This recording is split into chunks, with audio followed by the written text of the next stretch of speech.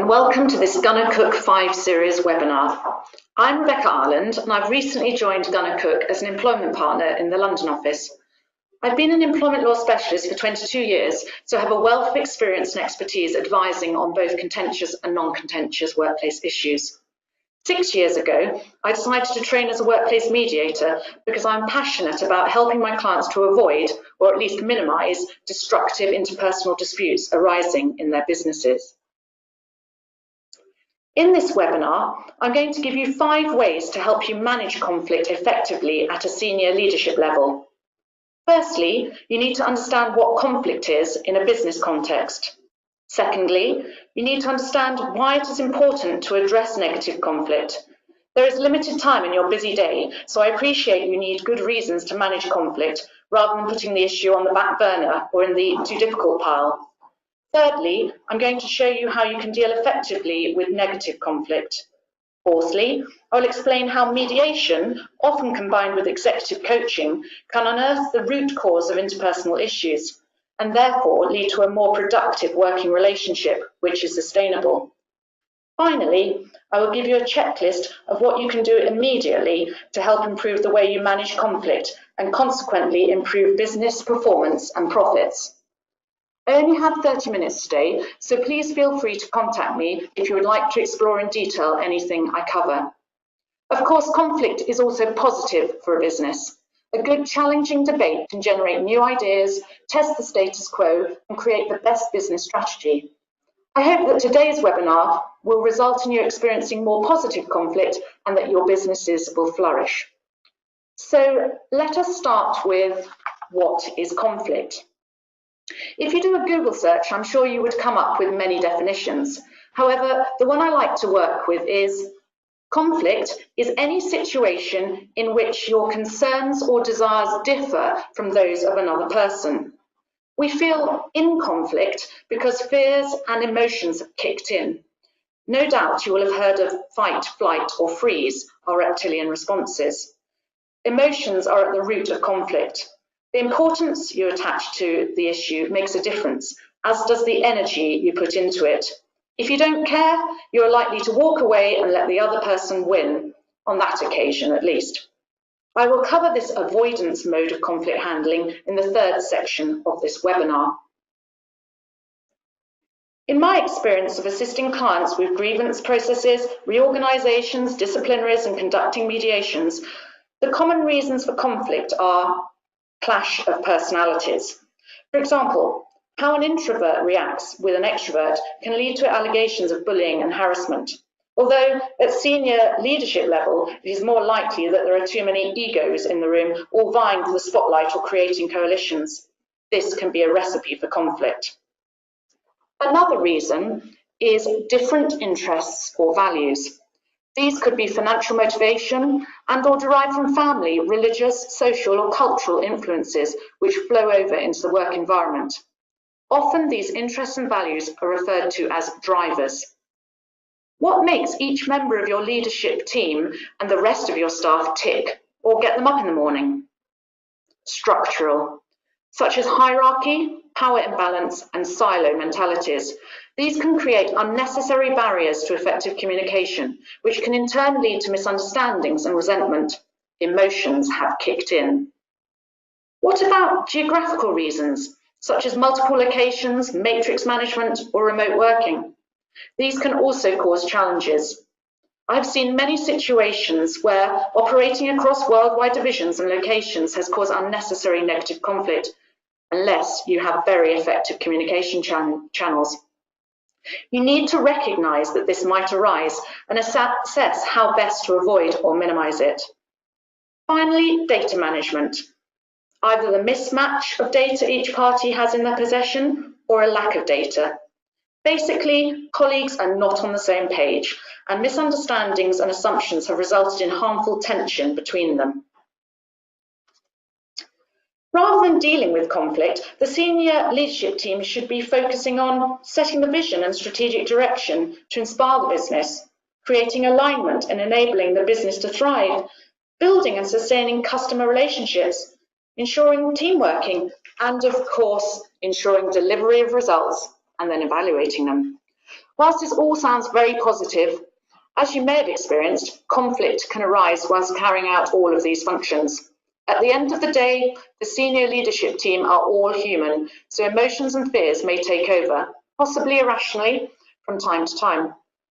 However, the business needs the senior leadership team to be rowing in the same direction rather than having a tug of war. Otherwise, you will be faced with conflict escalation. If you look at the slide, as the conflict goes from 1 to 9, it gets increasingly heated, hence the colours going from yellow to red, and increasingly expensive, time-consuming and entrenched. In the yellow zone, you can see that at the start, self-help is possible. The parties whose views and concerns differ should be able to recognise that they need to resolve the issue quickly and deploy their conflict management skills. However, by number 3, you may need to get the help of another senior colleague, human resources, or an internal mediator, if you have one. The orange zone is usually where external mediators are called in to assist. The issues will have become more entrenched, possibly quite a few people have tried to resolve the problem and sometimes made it worse, and the dispute is now well known.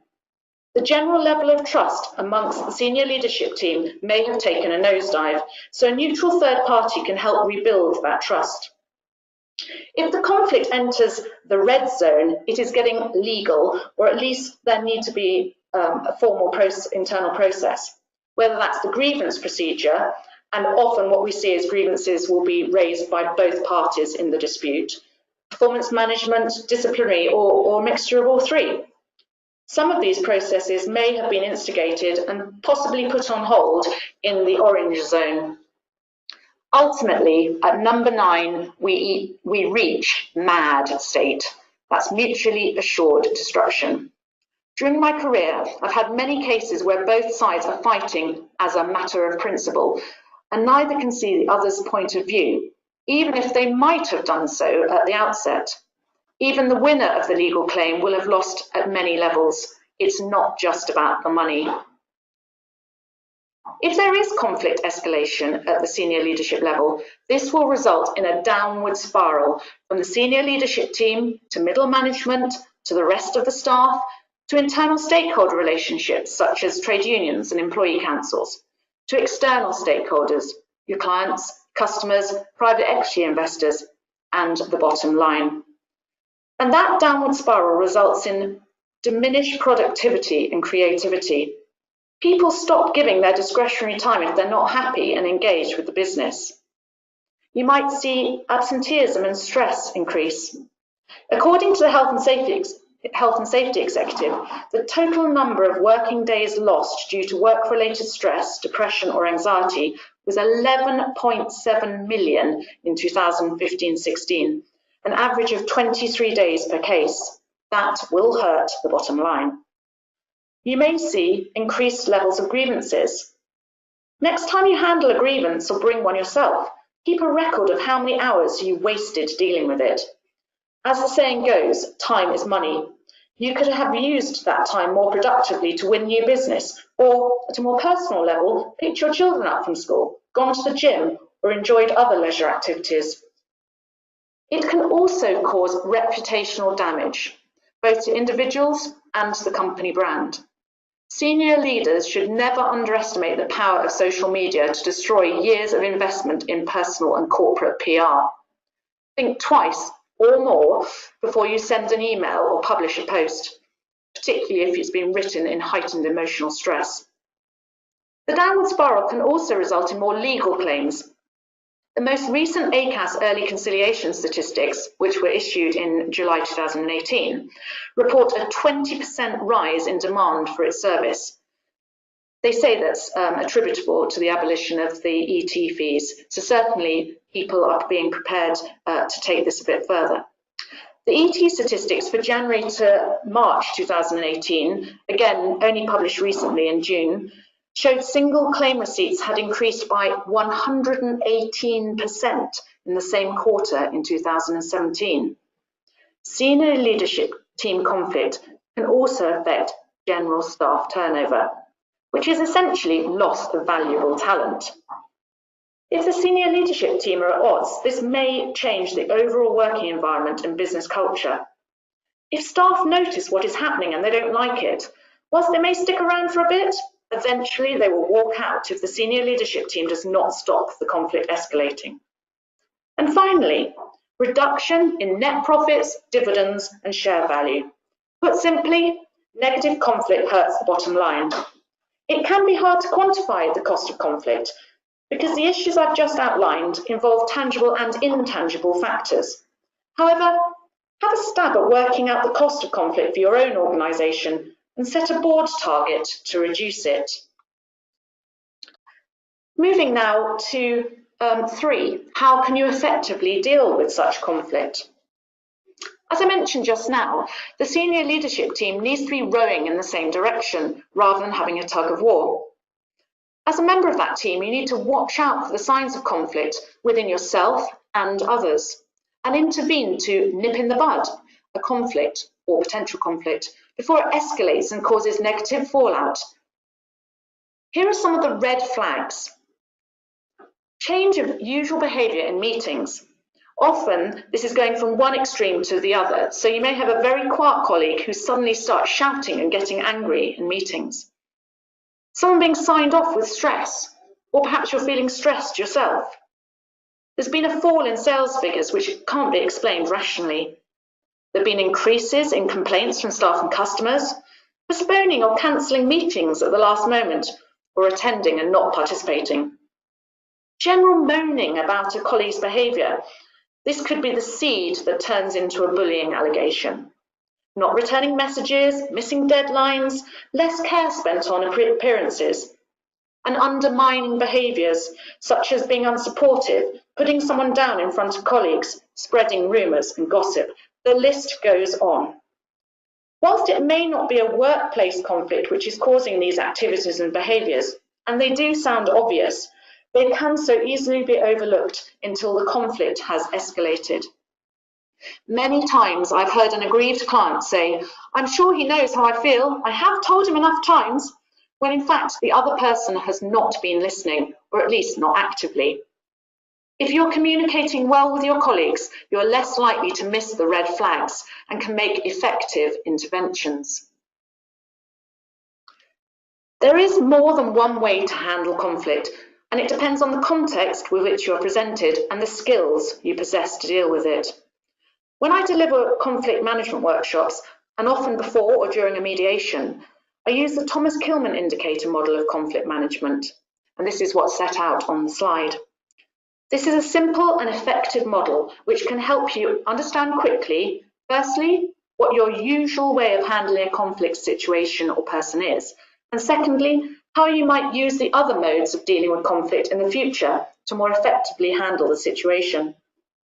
You will see on the slide that TKI has 5 conflict handling modes: competing, collaborating, compromising, avoiding, and accommodating.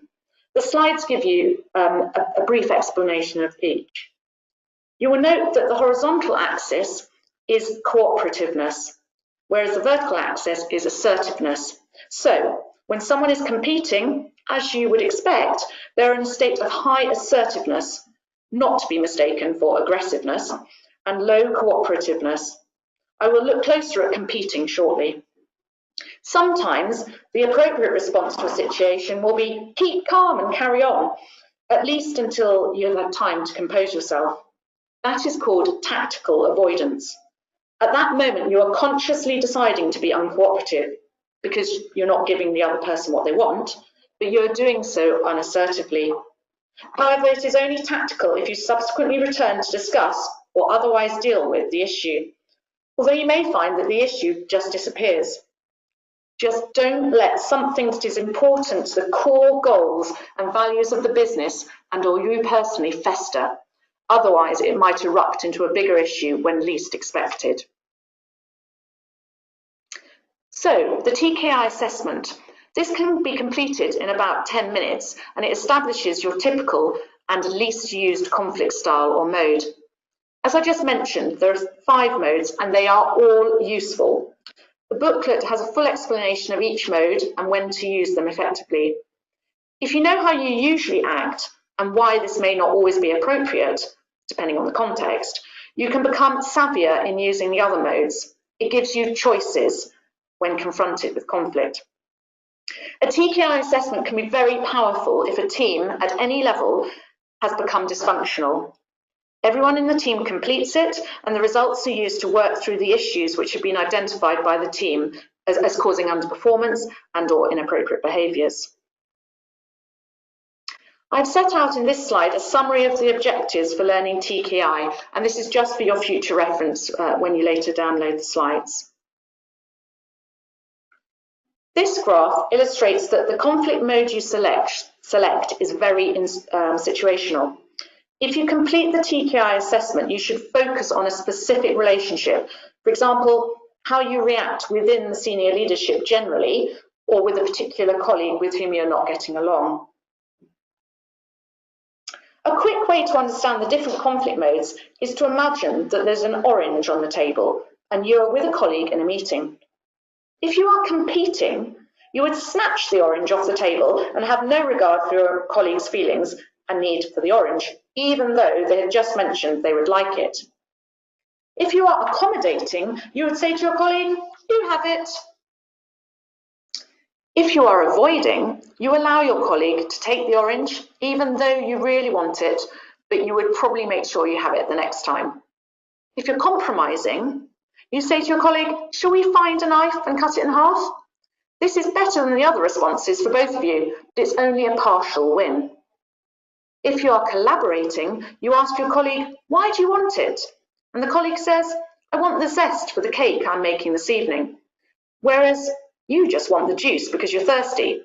You can both have what you want, a win-win. And this is the goal in mediations. If you learn more about the TKI model, you will discover that each mode can be used to achieve different outcomes. So this slide shows when you would use competing. So you can see here that someone who's competing, their attitude is really my way or the highway. But it is good if you're wanting to take quick action, making unpopular decisions, standing up for vital issues, something you really want to fight for, and also protecting yourself. So that's that reptilian instinct we were talking about. You need certain skills to compete effectively, and these are set out in the slide. So you're going to be good at debating or arguing, so lawyers should be good at that. You might need to use your rank or your position to influence the situation. You're going to have skills where you're good at asserting your opinion. So why not consider the questions in blue after this webinar? See when you could use competing well or not so well. With each of the modes, problems may arise if you either overuse it or underuse it. And this is as illustrating competing in this slide. Within your senior leadership role, you will need to be skilled at using just the right amount of competing at the right time. So that, for example, your contributions to the business are respected. As a leader, you can take decisions quickly when necessary. You can keep your staff motivated and contributing new ideas to the business. You don't want these yes people to surround you. You encourage open and honest communication from all levels and within your peer group. Just moving on to a slightly different topic now, but still, again, a way that you can effectively deal with conflict. It's just an example, really. Everyone in business is used to being told change is constant. And if you don't change, your business will die, and similar. The challenge from a conflict management perspective is that generally not everyone is on the same place of Fisher's change curve. Even within the senior leadership team, some information may be obtained on a need-to-know basis, and understandably that can lead to resentment and other negative feelings if that person feels left out. Therefore, it will help you deal with conflict if you understand where your colleagues may be on the change curve. It might just explain why their behaviour has changed. You may then need to work hard to get that person or team to the upward curve. Otherwise, the negative consequences of conflict may manifest themselves. Ultimately, despite your best efforts, it might be that only formal HR and legal processes can resolve the conflict. There's no time to explore these now, but the table in the slide summarises these on the red right-hand side of the table. These should be a last resort, even if it means that you won't be giving me your work as an employment lawyer. So just moving to the fourth way, how can mediation unearth the root cause of interpersonal issues? Now, much of the time, your colleagues are like icebergs. You will only ever be presented with the surface, the obvious symptoms. This is particularly the case in a conflict situation. There is usually a trigger event which will cause a seemingly over-the-top response. What might appear to be a very trivial act or omission to an objective third party may cause considerable distress to the recipient because of the way it makes them feel. This is so often the case with alleged bullying and harassment or alleged unlawful discrimination I come across in my practice. For example, your CFO has felt that he's been undermined by the CEO again when presenting the accounts. And all the CEO has done is pick up a minor error. So CFO decides not to tolerate this treatment anymore and storms out of the board meeting, whereas usually he's quiet and calm. This change in behaviour is a symptom of the interpersonal conflict, the tip of the iceberg. What you're not seeing are the CFO's concerns, needs, wants, fears, motivations, desires, expectations, self-perceptions, which are all below the surface. Basically, a mix of emotions. Conflict occurs when a person's needs are not met. During a workplace mediation, I will identify quickly what each participant's position is, i.e. what they say they want or what they say should happen. So, for example, this CEO has to go or I will. But it can take a bit longer to gradually uncover what their real interest is, i.e. what they actually need. I just wanted to be treated with respect by the CEO in front of my colleagues. How quickly you get to the interest, i.e. below the surface, depends on how open the participant is prepared to be, but using the why question usually unlocks the box. Workplace mediation is a perfect vehicle for encouraging an open and confidential dialogue at an early stage, and it avoids the conflict escalating and perhaps ending up in a tribunal. Bringing an external mediator into the meeting can improve greatly the chances of achieving a successful, sustainable outcome by offering a fresh approach to resolve the problem. Mediators can help calm tensions and facilitate transformed ways of working together after the issues have arisen. We can bring a dose of common sense and, importantly, are neutral. We take the time to explore and understand, and it will be time and money well spent if a mediated agreement setting out how the participants will work together in the future is reached. Workplace mediation can also avoid a conflict spiralling out of control by allowing the parties to express their needs and explore how these can be met. And mediation works because parties reach their solutions themselves. The mediator is just there to manage the process.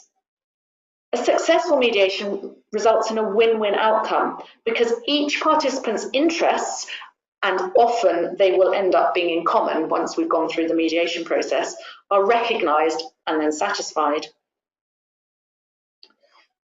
Moving on to the fifth and final way to manage conflict effectively at senior management level.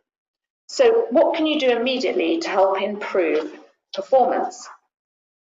Well, you can use the team's different concerns and desires positively. If you get caught out by negative conflict, for example, a claim is actually brought against you, use the situation as a learning opportunity.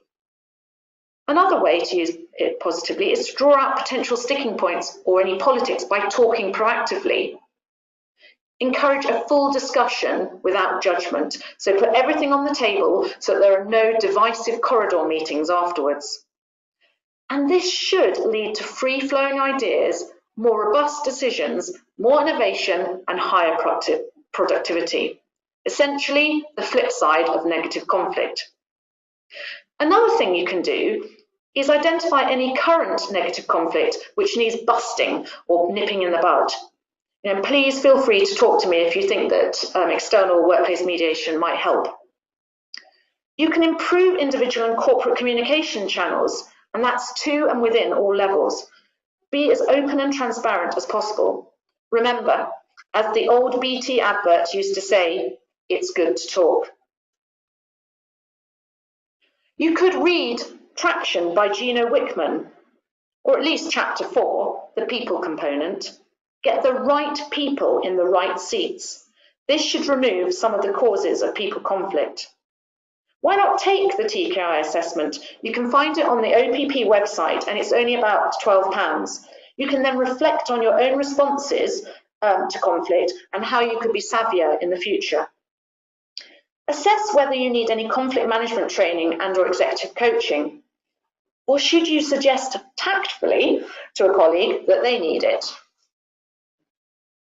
If you're interested in learning more about mediation and you want to give it a go yourself at a low level, so in the yellow zone of conflict escalation, I recommend you read DIY Mediation by Mark Reed, who is a mediator I've worked with for many years. You can find it on Amazon, or I can put you in touch with Mark. There is also further information about our conflict management workshops and workplace mediation generally on the gunnercooke website.